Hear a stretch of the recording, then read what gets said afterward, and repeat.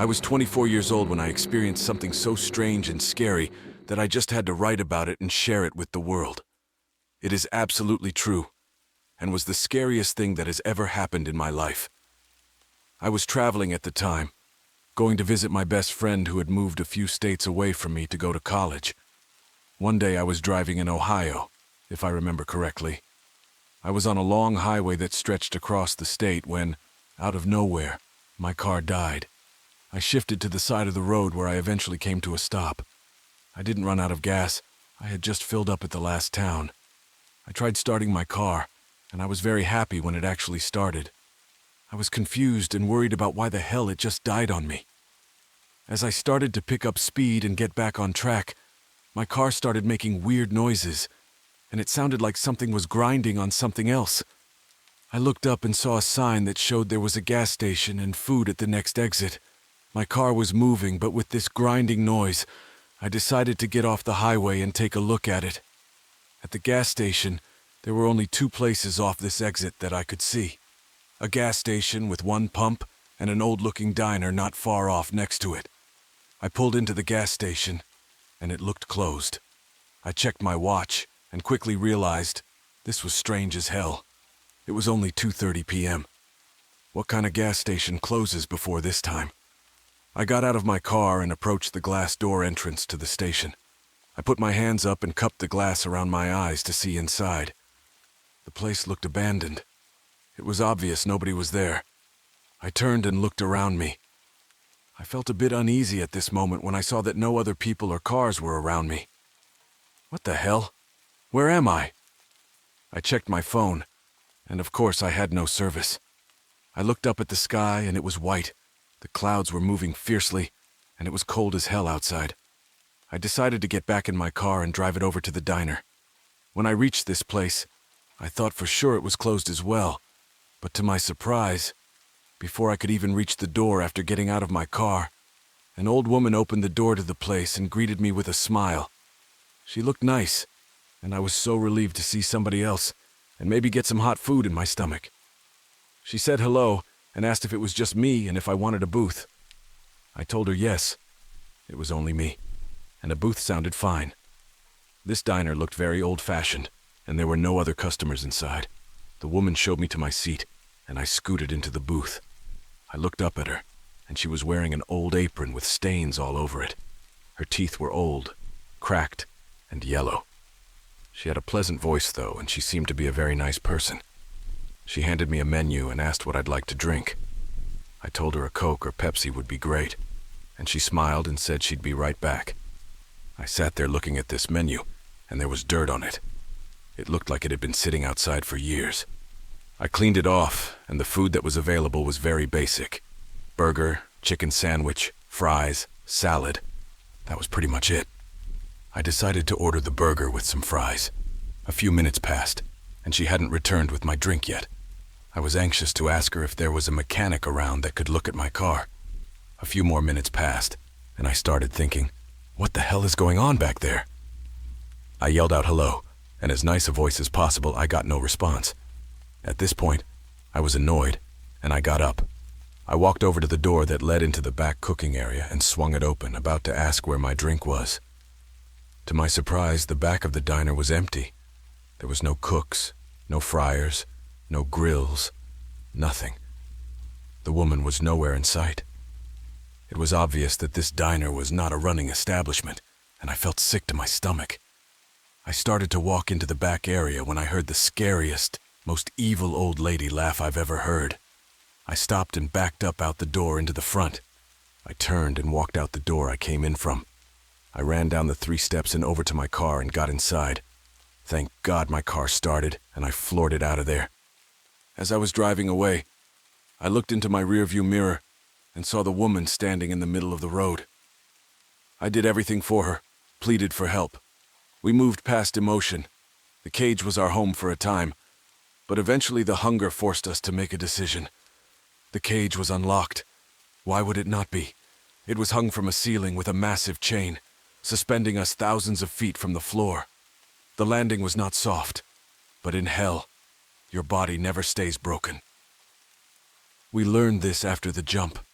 He walked for a very long time. Many people around us had either given up, choosing to lay on the floor and moan, or they walked like we did. My only feature was a gaping hole that only the ragged-winged creatures could travel. A way out, maybe. I did everything for her. A long enough time, and you get used to anything. Hell almost seemed redundant. The sound of unending pain was boring, and the sound of bone cracking was common. Only two things needed avoiding: the dark and the sacks in the shadow of the greater creatures. People sunk into the floor, almost as if the dark came alive, their desperate fighting and screams lost to the total blackness. We paid little attention to the monster that sprang from the place the man landed. The sacks were the forges in which demons were made. My arm never stopped itching, and my attempts to satisfy it with my left hand made my fingernails cracked and broken. But I had a way to provide for my wife. I used my arm to cut and maim people, stealing clothes, food, shelter. We forgot our pain by forcing it on others. I did everything and more for her. There was no way to keep track of time, but it was so long. I forgot my form. It was lost to the changing. I cannot imagine the agony she was in. Her head grew horns, her back grew great leather wings, her legs fell off at the knee with a snap. Once her transformation was done, she gave me a knowing, pained look. I had tears in my eyes, the first true liquid I felt since we got down here. I was picked up by one of her new arms, and a flap of her wings took us up. I felt the wind ripping through me and the roar of our fellow demons as we tore through the hole in the ceiling. Dark. I spent the night at my girlfriend's house one night and had to leave really early in the morning to go to work. Growing up, I had a lot of fun experiences with sneaking out of the house. My house was 3 floors, a finished basement, a middle floor, and a top floor where all the bedrooms were. When I had friends over, we all slept in the finished basement. It was a mutual agreement between my parents and me. They got to sleep without hearing a peep, and we got to be as loud as we wanted to be. The best part about the basement was the fact that it had a sliding door to go in and out of. Now, anyone with sliding doors knows that most of them are completely silent when opening and closing. This led to at least 50-plus instances between the ages of 13 and 16, where a group of friends and I would sneak out to go meet up with friends who lived further down the road. Up until this point, though, I had never snuck out on my own. It wasn't from a fear of sneaking out on my own. It just was always prearranged that when the friends down the street would have a sleepover, the group would have a sleepover at my house. There just wasn't really ever a reason for me to go out alone. However, I was talking to this one friend who lived a little further down the road, and she wanted me to come over and hang out, as teenagers do. So, unconcerned, I headed out into the summer night at around 1 o'clock in the morning. The route to get to this friend's house was on the same route as the other house we would always go to, so I was completely familiar with my surroundings. It was a pretty active suburban neighborhood, so even at hours that late, you'd have cars driving around. As a teenager, you didn't particularly want to be seen walking on the side of the road that late at night. So if I heard a car coming or saw headlights, I would duck into the woods or dive into the nearest bushes I could find. But there was always one nightmarish stretch of road where there was neither a lot of woods nor houses on either side. If you didn't get through that part before a car came, you were pretty much screwed. My friends and I, being the nerds we are, we named it Shadow Lane. So, cutting to me now, happily as humanly possible, on my way to potentially get laid for the first time, walking through Shadow Lane, not paying any attention. All of a sudden, a car comes approaching quickly, and I run and hide into the woods behind a group of trees that were hardly covering. 99% of the time, the cars just go zooming by, either not seeing you or seeing you but not caring enough to do anything about it. This car, though, stopped in front of the house that was across the street from me. Not totally out of the ordinary yet. Maybe they lived there.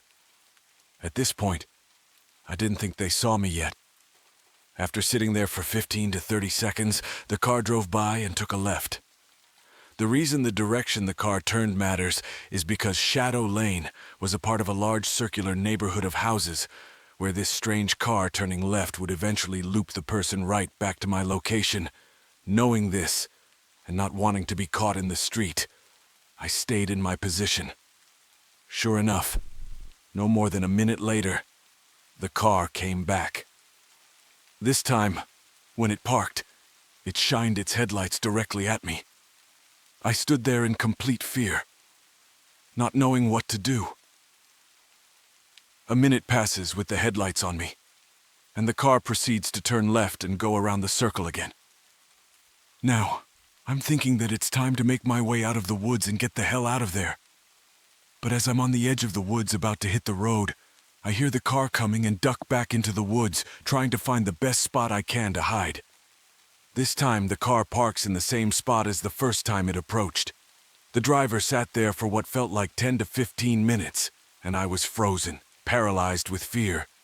The engines turned off, and I hear the car door open. This is where the frozen with fear thing subsides and fight or flight mode sets in. I booked it out of the woods down the street as fast as I've ever run before. Instead of pursuing me on foot, though, the person hopped back into the car and tried to chase me that way. Luckily, I ran up and over a hill and immediately ducked into a driveway and rolled underneath a car that was parked a little out of eyeshot. The act of me going over the hill caused me to be out of sight long enough for the person to lose my position completely. For the driver, that wasn't the end, though. They weren't satisfied. The car drove around the big circular road for 45 minutes looking for me, just going around and around very slowly. Finally, the car eventually disappeared. I waited an additional 15 to 20 minutes to make sure that the car wasn't just trying to beat me up, and I took a completely different way back home. I only told my friends who used to sneak out with me about it. Never my parents, and never any of the girls. Nobody. My friends thought it could have been the police, but there is no way that's the case. They would have flicked the lights on, yelled at me that I was breaking the law or something like that.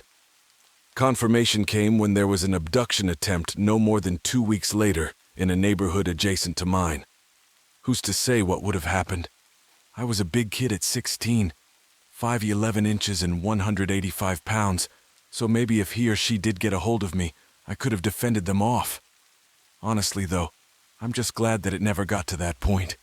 Needless to say, I have avoided Shadow Lane like the plague for at least a few months. Hello, everyone! If you enjoyed this video and found it helpful or entertaining, please consider giving it a thumbs up and subscribing to our channel. Your support motivates us to create more content you'll love. Thanks a million. And if you've just subscribed, please drop a comment saying I subscribed. We'd love to welcome you to our community.